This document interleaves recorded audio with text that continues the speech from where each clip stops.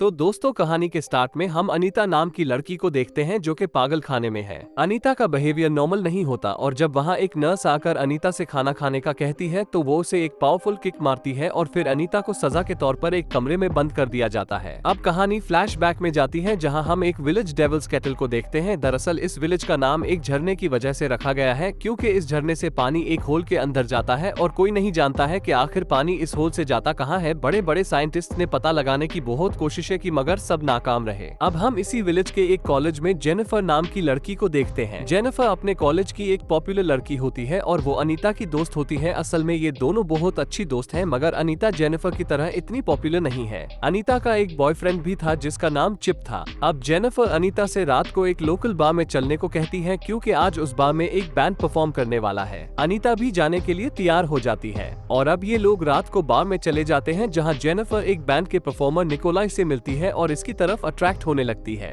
Nikolai अब Jennifer को अपने लिए एक ड्रिंक लेने के लिए भेजता है और अपने दोस्त से जेनिफर के बारे में कुछ गलत बातें करता है जो अनीता सुन लेती है। अब अनीता ये सब कुछ जाकर जेनिफर को बताती है मगर जेनिफर अनीता से ये बातें इग्नोर करने को कहती है। अब ये बैंड परफॉर्म कर ही रहा होता है कि अचानक बार में शॉर्ट सर्किट होने की वजह से हर तरफ आग लग जाती है और जेनिफर और अनीता बड़ी मुश्किल से वॉशरूम की खिड़की से बाहर निकल जाती है। अब बाहर आने के बाद जेनिफर निकोलाई के साथ उनकी वैन में कहीं जाने लगती है। अनीता जेनिफर को रोकने की बहुत कोशिश करती है मगर नाकाम हो जाती है। जेनिफर को जाता देख अनीता को बिल्कुल भी अच्छा नहीं लग रहा होता और अब इनके जाने के बाद अनीता भी घर आ जाती है। अनीता अब अपने बॉयफ्रेंड चिप को कॉल करती है और उसे सब कुछ बता ही रही होती है कि तभी उसके घर की डोर बेल बजती है। अनीता चेक करने जाती है तो वहाँ कोई नहीं होता। अनीता अब जब वापस अपने रूम में जा ही रही होती है कि उसे घर से कुछ आवाजें आती हैं। अब जब वो चेक करने जाती है तो उसे वहाँ जेनिफर नजर आती है। जेनिफर बहुत डरावनी लग रही थी, उसके पूरे फेस में ब्लड लगा हुआ होता है और वो अनीता को एक क्रीपी स्माइल देती है।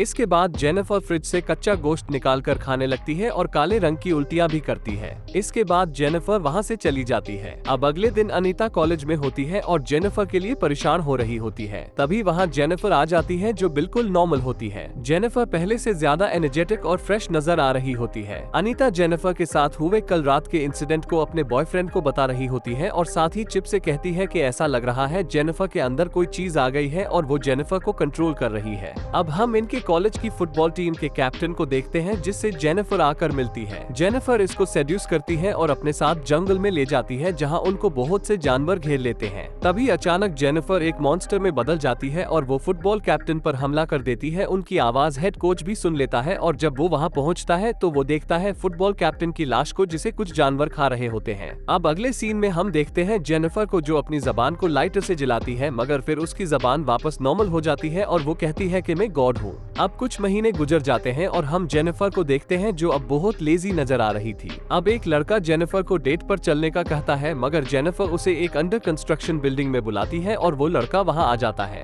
अब हम देखते हैं जेनिफर की आंखों का रंग बदलने लगता है और वो इस लड़के को भी मार देती है और उसकी बॉडी को खाने लगती है। दूसरी तरफ अनीता चिप के साथ होती है और वहाँ उसे जेनिफर के लिए बुरे ख्यालात माइंड में आने लगते हैं और वो वहाँ से निकल जाती है। रास्ते में अनीता जेनिफर को देखती है जिसकी पूरी बॉडी में ब्लड लगा हुआ होता है और वो डर जाती है और वो जल्दी से घर आ जाती है। अब जब वो अपने बेड पर सोने जाती है तो वो वहाँ जेनिफर को देखती है जो बिल्कुल नॉर्मल हालत में होती है। अनीता पूरी तरह कंफ्यूज्ड हो जाती है, उसे कुछ समझ नहीं आ रहा होता। तभी जेनिफर अनीता को इस सब की वजह बताने लगती है कि आखिर उस दिन जब वो बैंड मेंबर्स के साथ गई थी तो उसके साथ क्या हुआ था क्योंकि जेनिफर उस दिन के बाद से ही अजीब सी हो गई थी। जेनिफर अनीता को बताती है कि उस दिन बैंड मेंबर्स उसे झरने के पास लगे थे। दरअसल वो लोग ईवल की पूजा करते थे और उन्होंने एक वर्जिन लड़की को ईवल के लिए सैक्रिफाइस करना था और फिर निकोलाई जेनिफर को मारकर झरने में फेंक देता है। असल में जेनिफर ने उनसे झूठ बोला था कि वो वर्जिन है मगर वो वर्जिन नहीं थी और वो इसीलिए जिंदा बच जाती है मगर अब वो उसी ईवल के कंट्रोल में थी। जेनिफर अनीता को ये भी बताती है कि जब वो किसी इंसान को खाती है तो उसके अंदर कुछ एक्स्ट्रा पावर्स आ जाती हैं और फिर वो अनीता को अपना बाजू काट कर दिखाती है जो वापस खुद ब खुद ठीक हो जाता है। अब जेनिफर के पास ईवल पावर्स थी ये देखकर अनीता डर जाती है और वो जेनिफर को जाने का कहती है। अब इसी के बारे में और बातें जानने के लिए अनीता टाउन की लाइब्रेरी में आती है और अनीता को एक बुक से ये पता चलता है कि जेनिफर को सही करने का एक ही हल है, उसके दिल में चाकू मार दिया जाए। ये सब बातें अनीता अपने बॉयफ्रेंड चिप को भी बताती है मगर चिप उसकी बातों पर यकीन नहीं करता। अनीता को उस बुक से ये भी पता चला था कि जेनिफर अगर ताकतवर और जवान रहना चाहती है तो उसे लोगों को मारकर खाना ही होगा। इसके अलावा जेनिफर के पास कोई और ऑप्शन नहीं है। अब कुछ दिनों बाद इनके कॉलेज में एक डांस शो होता है, वहाँ हम अनीता को देखते हैं जो अपने बॉयफ्रेंड चिप का इंतजार कर रही होती है, मगर वो वहाँ नहीं होता और अनीता ये भी देखती है कि जेनिफर भी वहाँ नहीं है और उसे लगने लगता है कि कहीं जेनिफर ने चिप को तो नुकसान नहीं पहुंचा दिया, और ये सोचते हुए वो चिप के घर जाती है। चिप के घर से अनीता को पता चलता है कि चिप अभी अभी पार्टी में जाने के लिए निकला है और अनीता भी उसे ढूंढने के लिए निकल पड़ती है। अब हम देखते हैं चिप को, जिसे जेनिफर अनीता के खिलाफ बहकाती है और उसे एक वीरान खंड में ले आती है जहाँ वो उसके पास आने की कोशिश करती है, मगर चिप उसे खुद से दूर कर देता है क्योंकि वो अनीता से प्यार करता था और उसे चीट नहीं करना चाहता था। अब जेनिफर को बहुत गुस्सा आ जाता है और वो चिप पर हमला कर देती है। अनीता भी वहाँ पहुँच जाती है जहाँ वो देखती है कि चिप को जेनिफर ने पूरी तरफ जख्मी कर दिया था और फिर अनीता भी उसे बचाने के लिए वहाँ कूद पड़ती है। तभी जेनिफर को बहुत गुस्सा आ जाता है और वो अनीता पर हमला करने ही वाली थी कि तभी वहाँ चिप एक रॉड जेनिफर के अंदर घुसा देता है। अब जेनिफर का बहुत ब्लड वेस्ट हो चुका था और वो वहाँ से चली जाती है।